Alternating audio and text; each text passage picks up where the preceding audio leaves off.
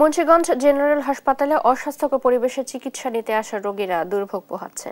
এই বিষয়ে আলোচনাতে আমাদের সাথে যুক্ত হচ্ছেন সহকর্মী সুমিত সরকার। সুমন, দুর্ভোগ নিরসনে হাসপাতাল কর্তৃপক্ষ কোনো উদ্যোগ নিয়েছে কিনা জানাবেন। আসলে চৈতি, আমি যদি মুন্সিগঞ্জ জেনারেল হাসপাতালের কথা বলি, এই জেলায় কিন্তু প্রায় 15 লাখ মানুষের কিন্তু এই জেনারেল হাসপাতালের রোগীরা কিন্তু এখানে কিন্তু চিকিৎসা নিতে আসেন। এখানে এই চরাঞ্চল থেকে নিম্ন আয়ের মানুষ, কৃষক কিন্তু এই জেনারেল হাসপাতালে কিন্তু তারা চিকিৎসা নিতে আসছেন। কিন্তু তারা চিকিৎসা নিতে এসে কিন্তু তারা উল্টো আসলে আরো অসুস্থ হয়ে যায় বলে আমাদের এখানকার যারা চিকিৎসা নিতে আসেন তারা কিন্তু জানিয়েছেন। এখানে আসলে অস্বাস্থ্যকর পরিবেশে নোংরা আবর্জনার পাশেই কিন্তু চিকিৎসা সেবা দিচ্ছেন এখানকার চিকিৎসকরা, এরকমটা জানিয়েছেন রোগীরা। তো এখানে কিন্তু 2023 সালে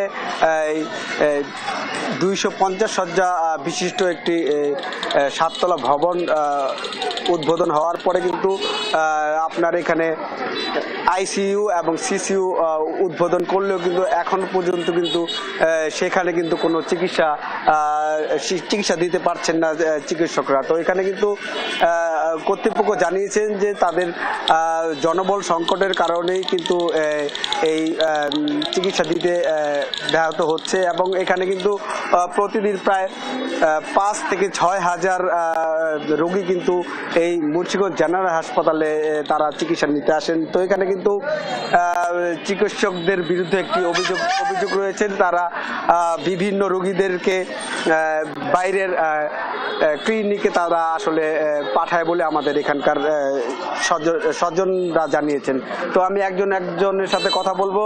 আপনি একটু জানাবেন এই জেনারেল হাসপাতালে কেমন চিকিৎসা পাচ্ছেন আপনারা, নোংরা পরিবেশ এবং কি কি সমস্যা এখানে একটু বলবেন। আসলে অ্যাকচুয়ালি এখানে চিকিৎসা বলতে কি আমাদের চিকিৎসার নামে হয়রানি করা হচ্ছে। সকাল 9:30 বাজে আইসা টিকিট কাইটা দাঁড়ায় রয়েছি 106 নম্বর রুমে। আমাদেরকে ডাক্তার দেখানোর জন্য আসছিলাম, এখন প্রায় 11:30টার উপরে বাজে, আমরা ডাক্তার দেখাইতে পারি নাই। তারা এখন বলতেছে ডাক্তার নাকি আসবে না, এই কারণে এখন আমাদের চলে যাইতে হইতেছে। এখন প্রাইভেট ছাড়া তার দেখানোর কোনো উপায় নাই, কারণ রুগী তো আর মানে অসুস্থ রাখা যাবে না। প্লাস এখানে বিভিন্ন রকমের হয়রানি হয়, আমরা ঠিকমতো চিকিৎসা পাচ্ছি না এবং ওষুধও ঠিকমতো দেওয়া হচ্ছে না, এরকম বিষয়গুলো আর কি। ধন্যবাদ আপনাকে। আমি আরেকজনের সাথে একটু কথা বলবো। আপনি একটু জানাবেন যে এই জেনারেল হাসপাতালে কি কি সমস্যা আসলে।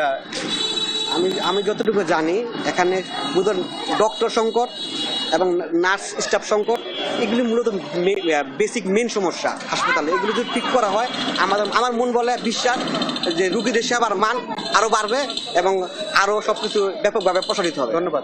জি, আসলে আপনি যেমনটি শুনছিলেন, এখানকার রোগীদের স্বজনরা কিন্তু জানিয়েছেন যে এখানে কিন্তু চিকিৎসা নিতে এসে কিন্তু তারা উল্টো বিপাকে পড়েন বলে আমাদের এখানে জানিয়েছেন। তো এই ছিল আমার কাছে মুন্সিগঞ্জ জেনারেল হাসপাতাল থেকে সবশেষ খবর। চৈতি।